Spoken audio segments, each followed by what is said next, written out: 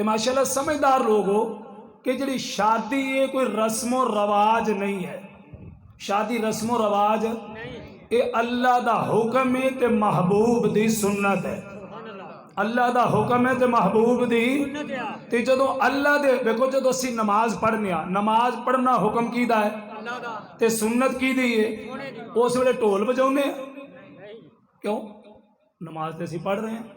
अल्लाह दा हुक्म है शादी करो ते शादी च असीं ढोल बजाउने ते ये भी रब दा हुक्म है कि नमाज पढ़ो, उत्थे असीं नहीं बजाउंदे।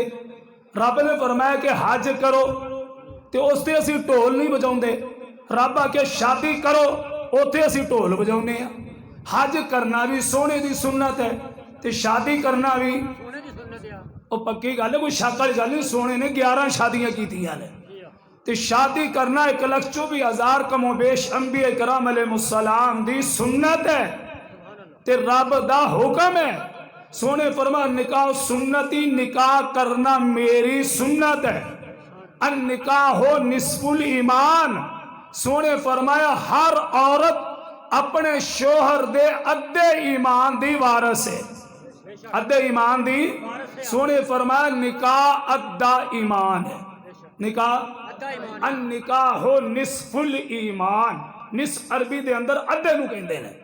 फरमाया निकाह अद्धा ईमान है ते जदों साडे कोल पहलों अद्धा ईमान साडे कोल है ते जदों अद्धा ईमान होर मिलन लगा है, साडा जदों ईमान कामिल होने लगा है तो असीं ढोल बजाण लग पैने या खुसरे नचाण लग पैने या मेहंदियां कड्ढण लग पैने कि पता लगे कि दीन दा ये बेड़ा गर्क करन लगे ने। सरकार ये अंदर राजी नहीं है, शैतान ये खुश है, रब भी ये राजी नहीं। सोने ने 11 शादियां कीतियां, किसे च भी मेहंदी कड्ढी। 1,24,000 कमोबेश अंबिया कराम ने शादियां कीतियां, किसे भी मेहंदी कड्ढी। गौसे आजम सरकार दियां कई शादियां सन, कोई भी मेहंदी निकली। औलिया कराम दियां कई कई शादियां हो चुकियां ने, सहाबा कराम रिदवान ने कई कई शादियां कीतियां ने, पर कोई मेहंदी निकली नहीं। ते मेरे वाजिब एहतराम बुजुर्गो दोस्तों गुजारिश है, खुदा दा कुछ खौफ करना चाहिए कि जीदा कलमा पढ़ी दाए ओदी गल बोल बो मननी ते मर्जी नाल है। जीदा कलमा पढ़ी दाए ओदी गल ओदी। मैं उची बोल रहा मेरा बाप भी आसरा कर लो ना, कुछ नहीं होता जे वधिए ते।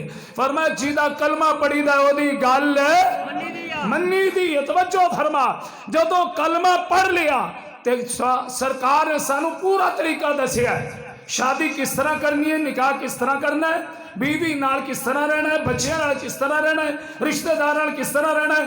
आका अलैहिस्सलातु वस्सलाम ने कोई रास्ता ऐसा नहीं छड़िया जो आका अलैहिस्सलाम ने सानू जिंदगी गुजारन दा वल ना अता फरमा दिता हो। ते जदों सारा कुछ सोने दस दिता है, ये मेहंदी पिछे रह गई सी। आ जिहड़ी असीं विच लिया के पाई है, बेहयाई वाला काम असीं जिहड़ा विच लिया के पाया है। ते माशाअल्लाह मेहंदी एक इहो जी शै सदो न सदो सारे डशकरे पहुंचे होंदे ने। ते मिलाद ही हो जा शै तू के भी लियाओ ते कोई वड़दा नहीं वड़दा। कोई भी बंदा मिलाद करा ले, असीं वेखदे रहिंदे।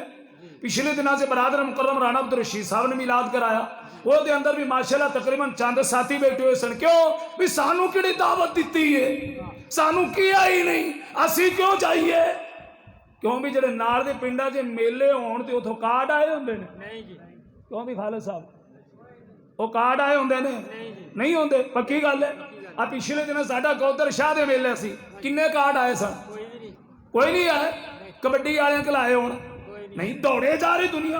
बल्कि माशाअल्लाह मस्जिद विच माशाअल्लाह मैं सी ते बाबा अफसर थी ते लाला अयूब सी, मेरे ख्याल 4 के 5 बंदे असीं मसीते सा मतलब टाइम। जरा तवज्जो दे फरमाओ, ये असीं केड़ा रास्ता इख्तियार कर रहे हैं, असीं जा किधर रहे हैं। असीं दीन इस्लाम नूं छड्ड के असीं जा किधर रहे हैं। दीन इस्लाम की दिलचस्पी नहीं है। अगर इज्जत वकार देखो तो असीं मोमिन आ भाई, बड़ी शान है मुसलमाना दी। इंडिया नूं तबाह कर दिओ ते गाने सुनने ते इंडिया दे ते फिल्मां वेखने ते यार बोली जाओ की है।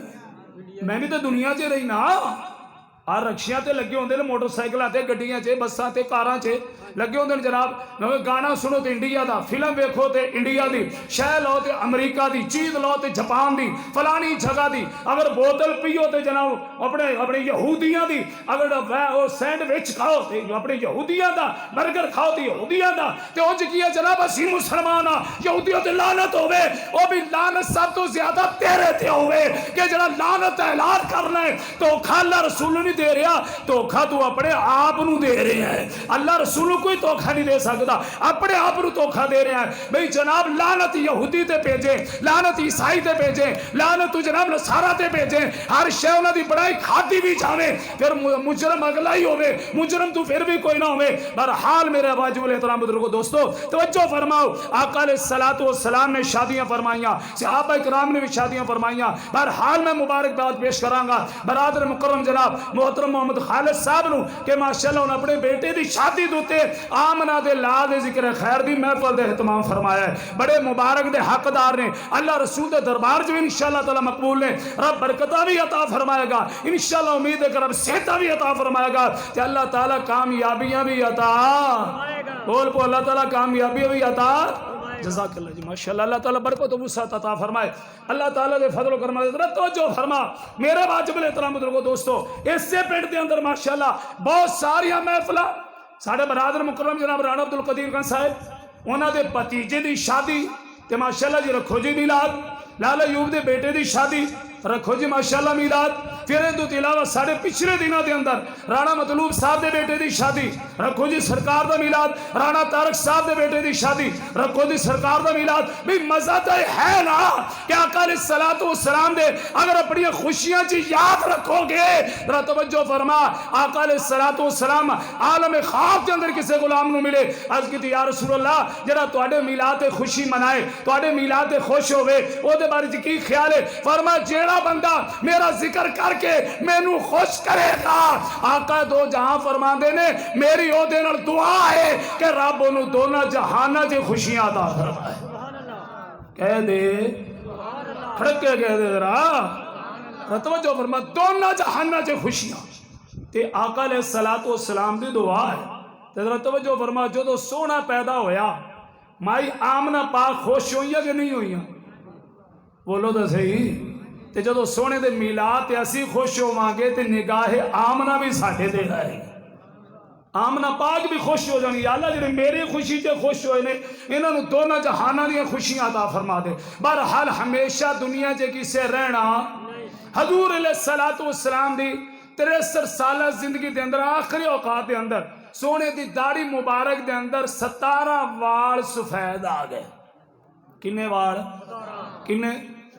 ते बुजुर्ग अपनी निस्बत से खुश होना चाहिए कि जो साड़ी दाढ़ी चिट्टी है तो आका अलैहिस्सलाम दे 17 वाल सफेद सन। यदा मतलब है निस्बत कोई रलती है ना। एक बुजुर्ग सन उन्होंने दाढ़ी कोई नहीं सी, गालिबन अबू मूसा अशरी रज़ी अल्लाह तआला अन्हु सन। आप फरमा अगर मैनू दाढ़ी 10 लाख च भी मुल मिले ना तो मैं एक वाल दाढ़ी का मुल खरीद लवां। इस सरकार की सुन्नत नाल मुहब्बत ते आपां नूं जदों तक आउंदी नहीं फिक्र च रहिंदे आ ते जदों आ जाए फिर उन्होंने लाण दे फिक्र च रहिंदे आ। जदों तक नहीं आउंदी, मेरा भी बचपन गुजरा, मैं वेखे ने कई मुंडे जदों दाढ़ी नहीं आउंदी ते बाप अपने तौर पर ब्लेड फेरी रखणगे भी दाढ़ी जल्दी आ जाए, दाढ़ी ते जदों आ जाए तो फिर भी ओहदा रगड़ा कड्ढी जाना है। जरा तवज्जो फरमा, एक बुजुर्ग सन जिन्हां दी दाढ़ी च एक ही वाल सी, दाढ़ी च हर वेले कंगा जेब च रखना। कह दे सुभान अल्लाह। मैं तुहानू कोई अखबार नहीं सुना रहा, मैं तुहानू तारीखी वाकिया ते बुजुर्गों के कौल सुना रहा। हर वेले कंगा